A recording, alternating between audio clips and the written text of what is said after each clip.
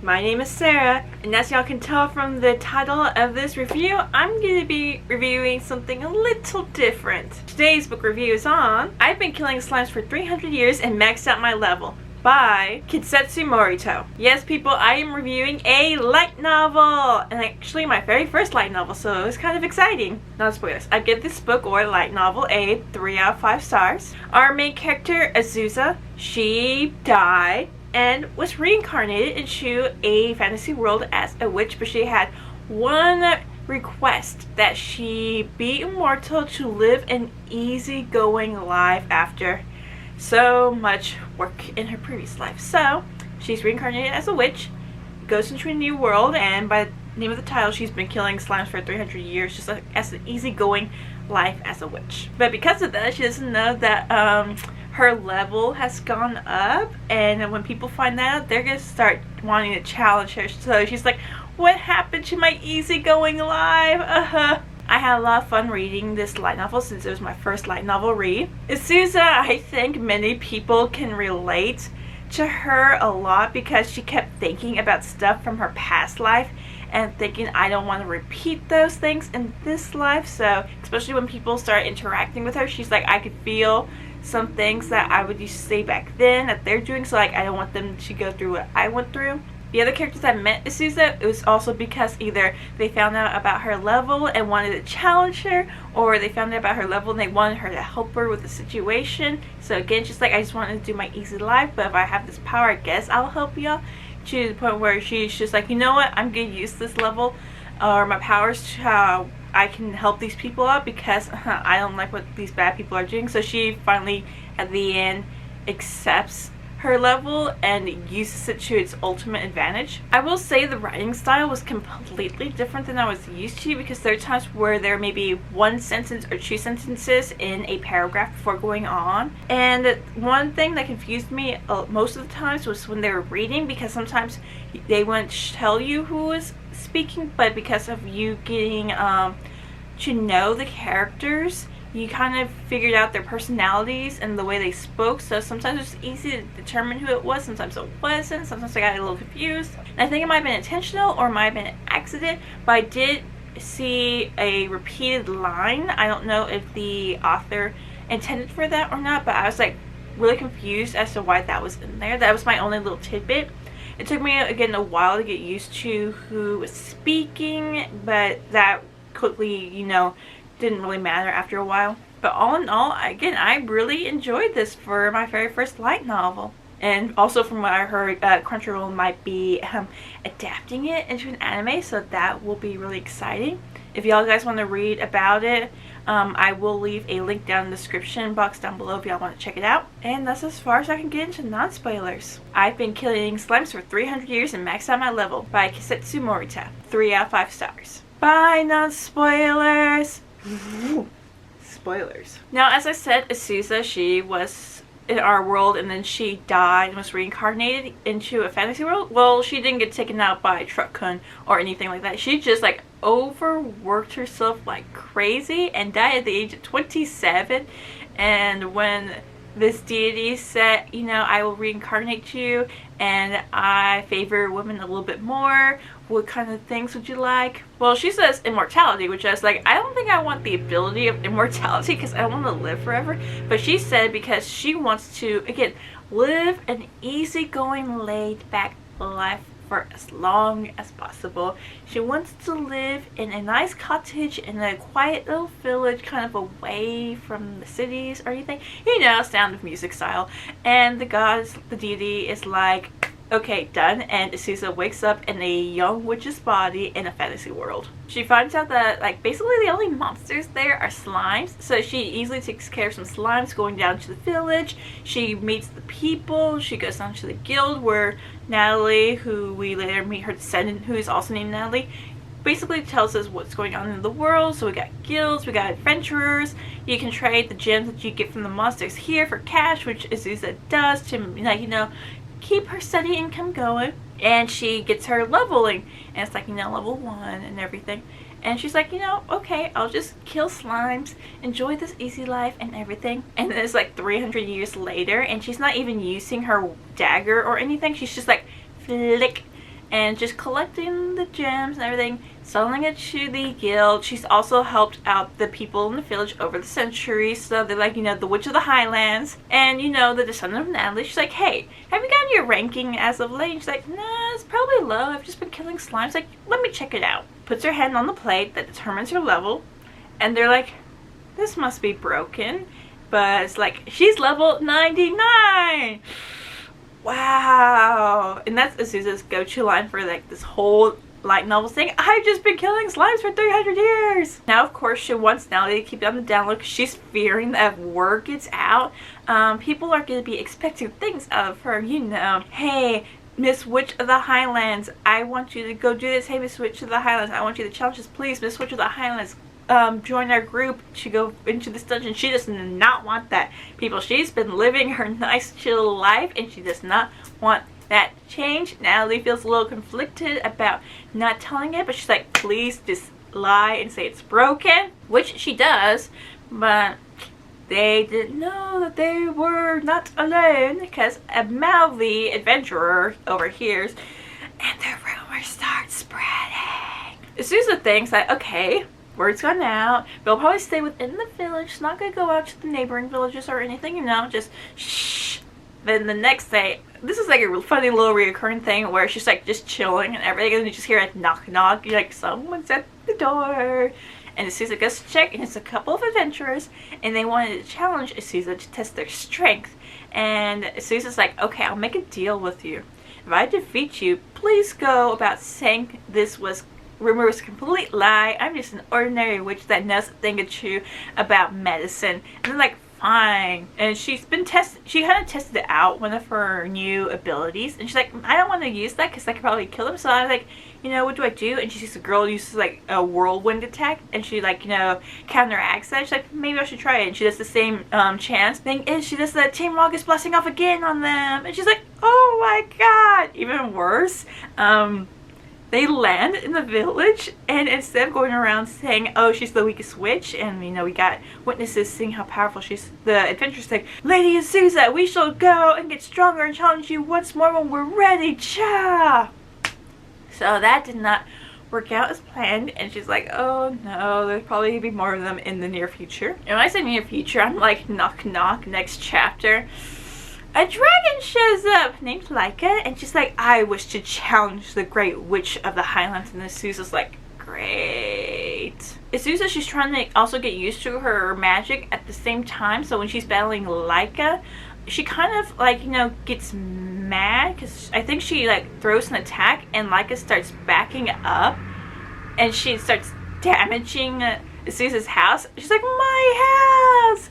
And then she gets really, really mad and she punches and kicks Laika and it's KO. But she's still mad because her house, the one thing she wanted to protect in this whole battle, still got a little destroyed, but not as much. And she like holds Laika responsible, and she's like, Lady Azusa, I apologize. I will go get my money and I will return to pay for all the damages. Because she's like, you are paying for this mess, which Laika does do. And when she returns, she finds out that dragons can also shapeshift, so she returns in her human form, gives Azusa the money, more than enough to not only take care of the repairs but also to renovate, because Laika's like, I wish to be your apprentice, Lady Azusa. And she's like, I've been killing slimes for 300 years, that's all. She's like, I don't care, I want to, like, you know, learn from you, because I was all haughty and, you know, about my status and being the most powerful red dragon in the area, but you have shown me the way. And she's like, okay, Laika is my very first apprentice.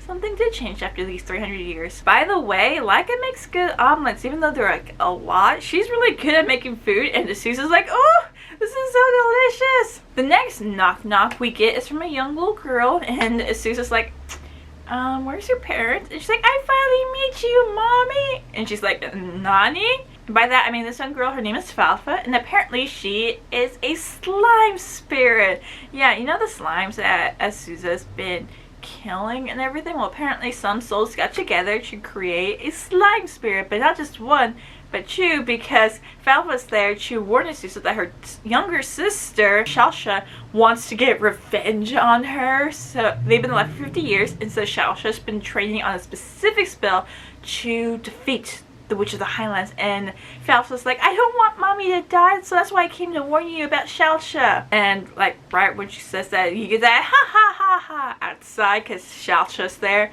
And she's like, I am here to defeat you, Witch of the Highlands. She's not calling her mother. But, you know, Azusa's like, I don't want to fight you. Why don't we just talk it out? And she's like, no, I have been training for 50 years and I have mastered smiting evil. And what we find out is that smiting evil, if you like limit it to one specific thing, it's like all powerful. And Shalsha used the trickery words. She said smiting evil parentheses Witch of the Highlands. So every time Azusa threw an attack, Shalsha managed to negate it. But what we also figure out is that smiting evil parentheses Witch of the Highlands also takes up a lot of energy. So all that time that Shalsha has been training, all those 50 years, like, it's going by each second. So she's like, I have to make this work or anything. So with Shalsha's ability taking up a lot of strength and Azusa just trying to keep it going, Laika does come in and, you know, she interferes in a way just on the sake of her teacher, and she does defeat Shalsha. I think it's just like a simple pooh, because Shalsha was already using up so much energy and she was defeated. Well, in the end, Azusa does talk things with her daughters, and she's like wondering if all the slimes that she's been killing were good and bad, but turns out the only ones that she's been killing are bad, so they're okay with her killing slimes. Either way, now Azusa's family has grown, because not only does she have Laika as an apprentice, she also has her daughters, Falfa and Shalsha, because she does take responsibility that they are her daughters, so she is their mother. And it's like, you know, you get Falfa saying mommy and Shalsha just being like mother, but like, you know, in that cute, stubborn, still trying to figure out her emotions kind of way. So it's like, you know, and the villagers, they're just kind of going along with it. They've accepted Laika, and now they're like, oh, of course the Witch of the Highlands would have children eventually. So again, Azusa's abilities and leveling has reached the far lands, because we get another knock knock, and we have an elf, which again is the classic cliche elf thing where they just like give her an extra sized bust. But it's like, okay, we already know all the jokes that are about to happen for this one. Let's continue on. And her name is Halkara. She's an apothecary, and she is on the run because she did something to a demon general, high ranking,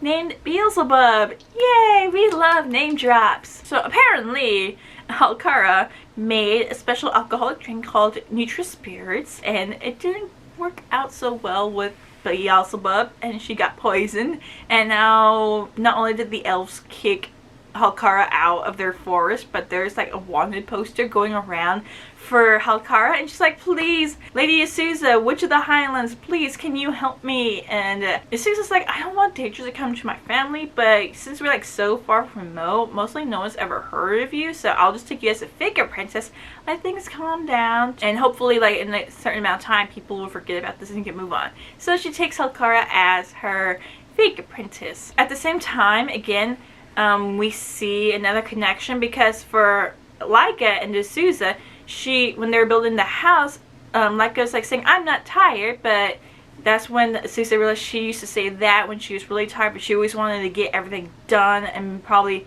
be praised about her work, which was never happened. And so she always told Laika, you know, take breaks when you need it. You don't want to overwork yourself. For Shalsha and Falfa, there wasn't really that much for work related, but more family related. She never thought she would have kids because she was like always busy, and so, you know, this was like a good way to her actually have a family. But for Halkara, she realized it's because Halkara wanted to keep her business like, you know, small, modest, humble, but things just kind of grew to where it started expanding, mass producing and everything, and it just kind of got a little bit overwhelming, into where everyone that worked with her kind of just like pushed her out the moment that trouble came around. So she kind of connected a little bit more with Halkara and her situation. Well, the plan doesn't go as well, because the water poster's already out, and it's like, you know, description, large bust, and like that's why everyone was looking at Halkara, because Laika takes Falfa and Shalsha away, just, you know, because they're getting ready for Beelzebub to show up. Well, it's been a few days, and as they're talking, Halkara's like commenting how Lady Azusa is known for taking her Nutri-Spirits that she ran off with, and Azusa's like, I don't drink. She's like, but a bottle almost every night's disappearing that I brought with me. It's like, but if it's not me, then who? And they realize that there's like a zzz, the same zzz that's been around the house for 3 days. And they're like, Beelzebub, isn't she also known as the Lord of Flies? And the fly's like, yes, I am. And they're like, what? And then, pew! It's Beelzebub. The barrier didn't keep her out because she was already inside the house before the barrier was out. And she's the one that's been drinking the nature spirits this whole time. Now, we know Beelzebub is there for Halkara, and Halkara's like, I don't want to die. And Azusa's like, she's my apprentice, so I should take full responsibility. And so Azusa is getting ready to fight Beelzebub for Halkara's safety. Like, let's go do this outside. I don't want my house damaged.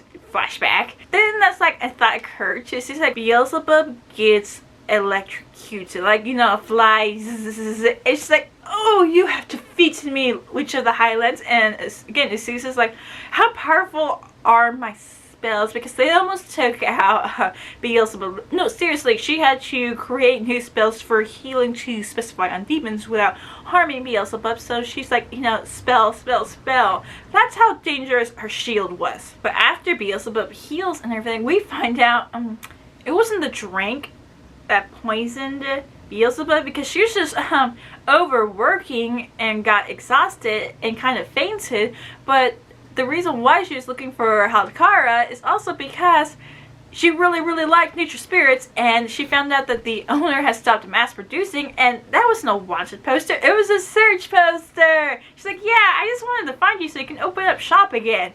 And Azusa's like, Halkara? And Halkara's like, there might have been a misunderstanding. But, you know, she decides, you know, the elves betrayed her and everything. So Halkara wants to open up Nutrispirit's factory here in the small little village. And, you know, not only is Beelzebub cool with that, so she can come visit, you know, also to try to fight Lady Azusa, you know, or just hang out. Azusa is also like, you know, it can also bring jobs to the village, which some people would probably enjoy. So it's like, yay! That situation is taken care of. And because of this light novel, I mean, seriously, it's really short.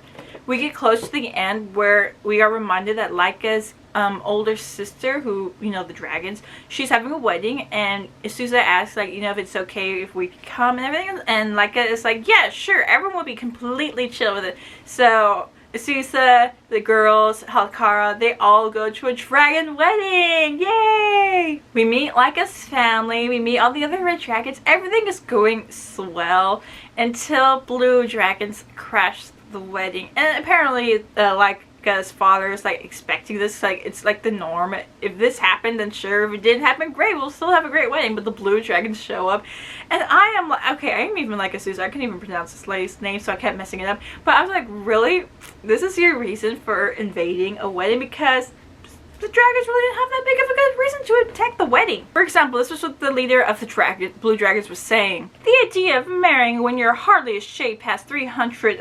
Why, I've been single for over 4 centuries. This is Azusa. I detect jealousy. Not only that, but 20 years ago, when I proposed to my Pearl Dragon boyfriend at Get Together, he was like, you're the leader of the group bullying the Red Dragons, aren't you? I'd really rather not get involved with that mess, and turned me down. That's called reaping what you sow. All of that isn't my fault, and she frankly acknowledged it. Even so, in retaliation, I'm going to continue persecuting you. The hearts of the Blue Dragons are as cold as freezing air. I sent a separate group over to the mouth of the volcano in addition to those of us at this wedding. We'll freeze that for you too. What a pain in the neck. I'm like, really, woman? Really? You're just spurned and not willing to accept other people's happinesses, and you're gonna go attack a wedding? Well, you didn't account for the Great Witch of the Highlands, because while Azusa is trying to get the girls out, while Laika's like, Lady Azusa, don't worry, we can take care of this. Well, Azusa does get the girls in Halkara to safety, but then a dragon shows up, and he's like, I'll just attack y'all either way. And she's like, you are going to attack me and my daughter. She's like, yeah, you're friends with the Red Dragons, why not? And she's like, goes all mama bear. Not only does she scold him, she again beats the crap out of him, because we have seen that she can handle, you know, dragons. And she gives Halkara permission to take care of her daughters while she decides, you know what, I'm level 99. It's about time to show these people who I am. And she goes and, in her words, thrashes the blue dragons. And Like is like, that's my lady Azusa. And again, I guess her name is Flatort. I don't know, I'm with Azusa. I kept her either accidentally or purposely messing up because she even called her Latte Coco or something like that. And she's like, it's Flatort. Well, she takes care of Flatort. And they go to take care of the other dragons that are going to where everyone else is. Because apparently where the red dragons are is like a huge tourist spot. Again, these dragons should have, like, you know, done reconnaissance to see who was also not only on the guest list, but who is also paying tribute to one of their #1 vacation areas. Because Azusa and Leica show up and they're like, why are the dragons, like, you know, not only KO'd but not getting up from the ground? And we hear it's because I casted a spell. Beelzebub is there a little bit on vacation because she's like the character that's all powerful, highly respected, but wants to get away from the desk every once in a while, probably telling people she's leaving or probably not. Well, Beelzebub is there to look at the hot springs. She's there to visit the hot springs people, and these dragons came and ruined her time. And she's like, these pathetic dragons, how dare they? Don't they see how powerful I am? And Azusa's like, thank you, Beelzebub. And she's like, well, I didn't do it for you. Either way, because they were defeated by not only the dragons but also by Azusa and Beelzebub, not only do Flatort and Leica make a pact saying there will no longer be any confrontation between the dragons, Azusa and Beelzebub also insert them into that little contract saying, and if this contract is, you know, broken, then you will have insulted the Witch of the Highlands and the Lord of Flies. And Flatort's like, oh, I promise I will never do this ever again. And so that situation is not only handled, but the wedding continues. And at the end, while they're all in the hot springs, Azusa and Beelzebub are talking while the girls are having fun in the water. Leica's chilling. Halkara, you know, got a little too much heated, so she's chilling on top of the rocks. Azusa is telling Beelzebub, you know, she has her daughters, and I guess Leica is like my little sister. And she's like, then what's Halkara? She's like, co-worker. And Halkara's like, Madam Teacher, how could you be so mean to me? But she's like also accepting of it. And also because she actually called Beelzebub Big Sis. It's like, I guess I'm like your big sister. I always gotta take care of these problems for you, don't I? So in the end, when Azusa just wanted a quiet, easy life after 300 years, she has her daughter, she has a little sister, she has a co-worker that gives her trouble, but she cares for her, and she has a big sister. It's like, she gets a family she never thought she would ever have. And that's the end of my spoilers. This was a cute read. I'm kind of a sucker for isekais in this general category because I also like that time I got reincarnated as a slime. But this completely felt a lot different than slime. And not just because the main character is a woman, but because this is like almost like a slice of life fantasy. And I kind of actually enjoy those every now and again. So again, I really like this light novel a lot. The writing style I was just trying to get used to, in that one little error that I don't know was intentional or not. I really enjoyed these characters. Besides Azusa being my #1 favorite character so far, I think I just liked Beelzebub because she was kind of cool and everything. Shalsha and Falfa, they are adorable sisters. Especially when they're giving out useless information that you find very, you know, educational, especially Shalsha. I think we would have been good friends because she's like really into history while Falfa's really into math. And I'm like, no, Shalsha, protect me. Leica was a nice apprentice. She always took care of her job and everything because they would share the chores and stuff. And she really looks up to Azusa, like, very much. And she even proudly showed her off to the dragons when Azusa defeated the blue dragons. And they're like, of course, that is the teacher that's teaching my daughter and everything. Halkara, she's a character all on her own. She's cool to hang around with, while there are other times where you're just like rolling your eyes like, I thought you said those mushrooms were good and yet you still ate them. Where's the antidote? And again, the only thing that's like similar in any way to slime and this one is that, you know, Azusa's been killing slimes for 300 years, but in a way that's been gaining her abilities and everything, unlike Rimuru where he just like absorbs everything and grabs their abilities. Azusa, she developed hers over a steady amount of time. She was all slow and steady wins the race. And that's what I really liked about her. Again, I think I could relate to a lot of Azusa because of her past life and how she just wants everything to go now. It's like that's a really good thing to relate to, especially how she sees, again, other people and their situations. So you know, sometimes you would see people going through hardships and you want to, you know, try to help lessen their burdens and everything. So Susan, I really liked her as a character. And again, if this does go through to be an anime, I would totally watch it. Again, I will leave the link down below about Crunchyroll saying about possibly adapting this into an anime, because that will be exciting. And yeah, I've been killing slimes for 300 years and maxed out my level by Kisetsu Morita. 3 out of 5 stars. My name is Sarah, and bye!